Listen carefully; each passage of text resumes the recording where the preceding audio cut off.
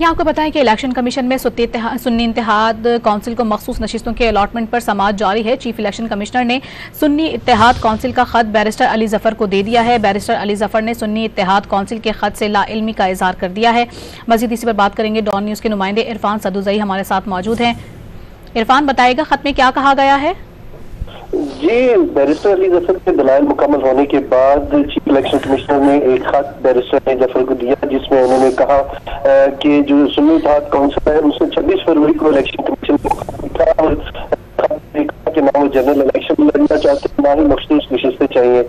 Barrister Ali Zafar के हवाले से जो चीफ इलेक्शन कमिश्नर ने मुकालमा करते हुए कहा कि सुन्नी इत्तेहाद काउंसिल को मखसूस नशिस्तें नहीं चाहिए, तो आप इनको क्यों मजबूर कर रहे हैं? जिस पे बैरिस्टर अली जफर ने सुन्नी इत्तेहाद काउंसिल की जानिब से खत लिखने के हवाले से लाइल्मी का इजहार किया है और कहा है कि सुन्नी इत्तेहाद काउंसिल ने पीटीआई को ऐसे किसी खत के हवाले से नहीं बताया।